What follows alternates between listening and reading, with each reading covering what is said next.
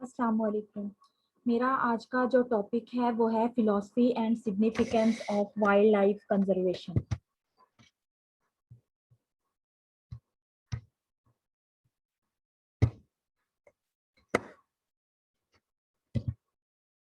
सबसे पहले हम वाइल्ड लाइफ के बारे में पढ़ते हैं। वाइल्ड लाइफ में ऐसे एनिमल्स या प्लांट्स आते हैं जो नेचुरल इन्वायरमेंट के अंदर ग्रो करें, जिन्हें ना डोमेस्टिकेट किया गया हो और ना ही कल्टीवेट किया गया हो। Wildlife animals and plants living are growing in the natural environment, non-domesticated and non-cultivated. और कंजर्वेशन से मुराद है protection of natural things. Wild life day मनाया जाता है 3 मार्च को। इस दिन लोगों में अवेयरनेस क्रिएट की जाती है, उन्हें वाइल्ड लाइफ की इम्पोर्टेंस के बारे में बताया जाता है ताकि हम वाइल्ड लाइफ को कंजर्व कर सकें। जो रेयर स्पीशीज एक्सटिंक्ट हो रही हैं उनके बारे में बताया जाता है, उन्हें कंजर्व किस तरह करना है। ये सब अवेयरनेस जो दी जाती है वो 3 मार्च के दिन दी जाती है और ये आलमी दिन मनाया जाता है। Importance of wildlife conservation. Number 1, ecological importance. 2, economic importance. 3, investigatory or scientific importance. Cleaning of the environment, recycling, improved varieties, plant propagation, conservation of biodiversity, animal get और recreational importance. सबसे पहले हम पढ़ते हैं इकोलॉजिकल इम्पोर्टेंस के बारे में। हमें पता है जो वाइल्ड लाइफ है वो इकोसिस्टम का इंटेग्रल पार्ट है। फूड चेन या फूड वेब को अगर हम देखें तो प्लांट्स जो हैं वो प्रोड्यूसर्स के तौर पे एक्ट करते हैं और एनिमल्स कंज्यूमर या डिकम्पोजर के तौर पे एक्ट करते हैं। प्रोड्यूसर्स वो ऑर्गेनिजम्स होते हैं जो अपनी फूड खुद से प्रिपेयर करते हैं। जो कंज्यूमर होते हैं वो इन प्रोड्यूसर्स को खाते हैं और कंज्यूमर्स को डिकम्पोजर्स करते हैं। अगर हम वाइल्ड लाइफ को कंजर्व करके रखते हैं तो हमारे पास फूड का एक से ज्यादा ऑप्शन होगा। एनर्जी का फ्लो होता है। प्रोड्यूसर्स कंज्यूमर की हर्बीवोर्स की खुराक है, हर्बीवोर्स कार्निवोर्स की खुराक है। इकोसिस्टम बैलेंस रहता है। रेगुलेशन होती है पॉपुलेशन की, वो किस तरह से होती है? अगर ग्रास खत्म हो जाता है किसी भी वजह से तो फिर हर्बीवोर्स के लिए खाने के लिए खुराक ही नहीं बचेगी। हर्बीवोर्स भी खत्म हो जाएंगे और जब हर्बीवोर्स खत्म होंगे तो कार्निवोर्स क्या खाएंगे? वो भी अल्टीमेटली खत्म हो जाएंगे। अगर हम किसी भी वजह से हर्बीवोर्स खत्म हो जाते हैं हंटिंग की वजह से तो फिर ग्रास बहुत ज्यादा हो जाएगी और कार्निवोर्स को खुराक नहीं मिलेगी और कार्निवोर्स भी खत्म हो जाएंगे।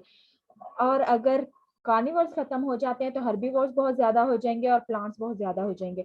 तो ये इतना उसे कंज्यूम कर लेंगे हर्बीवोर्स को, जो हर्बीवोर्स हैं वो कंज्यूम कर लेंगे प्लांट्स को और इस तरह हर्बीवोर्स भी खत्म हो जाएंगे और प्लांट्स भी खत्म हो जाएंगे। तो अगर हम कंज्यूम करके रखते हैं इन वाइल्ड लाइफ को तो इस तरह से हमारी जो पॉपुलेशन है वो भी रेगुलेट रहती है और इकोसिस्टम बैलेंस रहता है। इकोनॉमिक इंपॉर्टेंस, इकोनॉमिक के लिहाज से हम देखें तो 80,000 जो एडिबल प्लांट्स हैं वो एस्टिमेट किए गए हैं वर्ल्ड के अंदर। Human depends upon only 20 species of these plants such as wheat and corn to provide 90% of the world food. इसके अलावा हम दूसरी प्रोडक्ट से भी अर्निंग करते हैं जैसे timber, firewood, paper, gum, resin, several drug, essential oil, silk, traditional medicine, pharmaceuticals.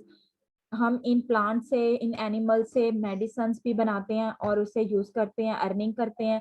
Tourism, fascinations with the beauty of world animal drive tourism world wide. Safari park in Lahore Pakistan, ये क्रूगर नेशनल पार्क है South America में। हम tourist आते हैं, वो पैसे देते हैं और इन वाइल्ड लाइफ को विजिट करते हैं, वाइल्ड नेशनल पार्क को, वाइल्ड एनिमल्स को देखते हैं। इस तरह से भी अर्निंग होती है। रैंचिंग और फार्मिंग में किस तरह रैंचिंग और फार्मिंग की जाती है इन वाइल्ड एनिमल्स की और लोग फिर उधर आते हैं, वहां से भी अर्निंग होती है। Trading of bush meat, bush meat क्या होता है? वाइल्ड मीट, ऐसा मीट जिसमें लेस फैट होते हैं डोमेस्टिक मीट की निस्बत और गुड सोर्स होता है आयरन, विटामिन ए और विटामिन बी का। In sub Saharan Africa there is a long traditions of trade between rural areas and major towns where it is sold as high price deliciously. Animal proteins भी हम इन wild animal से ही हासिल करते हैं।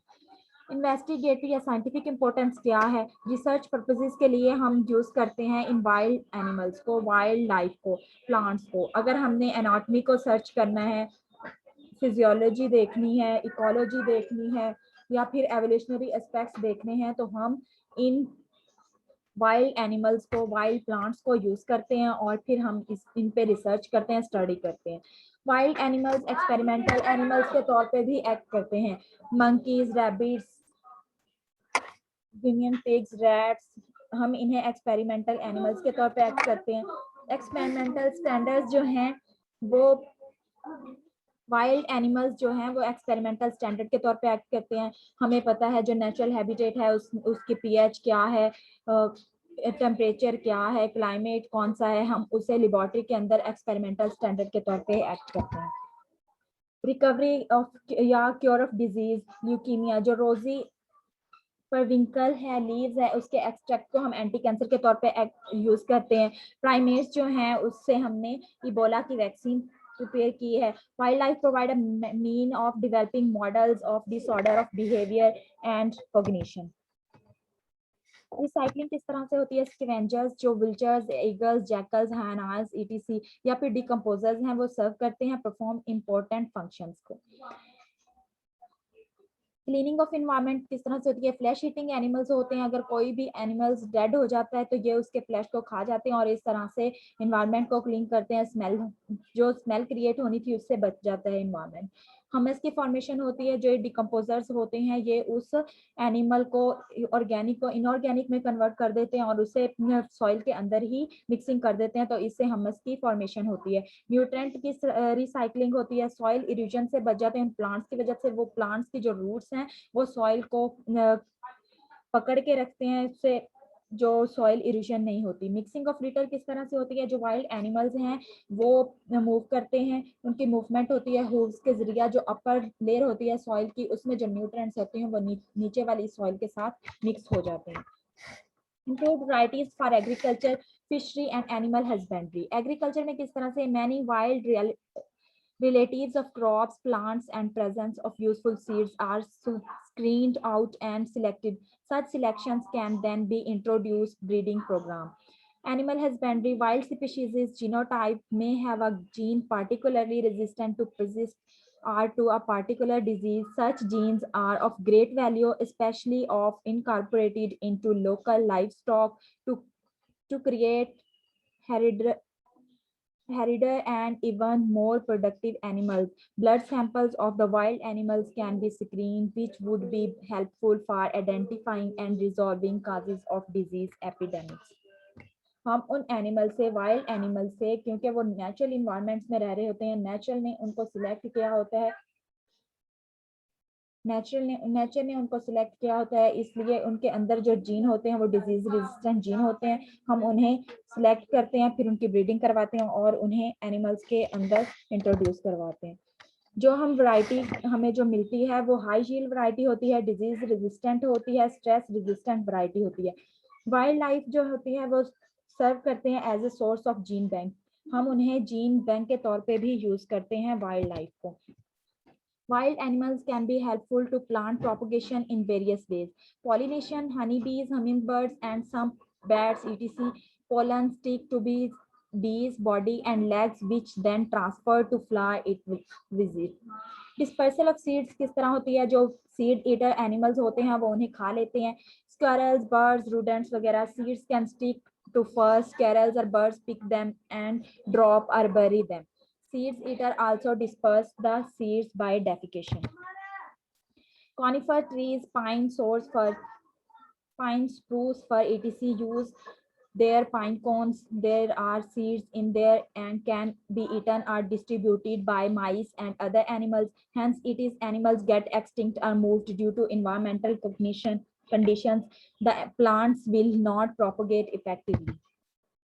Conservation of biodiversity किस तरह से होती है? इकोसिस्टम जिसमें डाइवर्सिटी ज्यादा हो वो मोर स्टेबल होता है। तो जो वाइल्ड लाइफ है, वाइल्ड जो प्लांट्स हैं या एनिमल्स, वो उनमें ज्यादा डाइवर्सिटी पाई जाती है और वही इकोसिस्टम ज्यादा स्टेबल भी होता है। एनिमल्स क्या क्या हासिल करते हैं इन वाइल्ड एनिमल्स, वाइल्ड लाइफ से, वाइल्ड प्लांट से और wild animals? Food, oxygen, environment, temperature, shelter और प्रोटेक्शन। Recreational importance क्या है? It is player to enjoy the beauty of wildlife, People enjoy seeing plants and animals in their natural habitats for recreation. There are a source of joy, wonder and pleasure for many people. Wildlife tourism यानी eco tourism, लोग आते हैं वहाँ पे tour करते हैं, visit करते हैं नेशनल पार्क का, सेंचुरीज का, जोलॉजिकल पार्क का, बोटेनिकल पार्क का, और इस तरह से इकोनॉमी में भी इजाफा होता है और वाइल्ड और रिक्रिएशनल लोग रिक्रिएशन के तौर पे वहाँ पे विजिट करते हैं. Bird watching is now growing part of wild tourism. Animals photographed for recreational purposes also have aesthetic value. Exotic game ranches view non-native species in a near native habitat, visiting safari parks, zoo as a recreational activity, visiting hilly areas for recreational purposes. The future of wildlife is in our hands. ये हम अब ये feature जो wild life का ये हमारे हाथों में है, हम उसे बचाते हैं या फिर हम उन्हें एक्सटिंक्ट होने देते हैं, उसे लॉस होने देते हैं वाइल्ड लाइफ का. Thank you.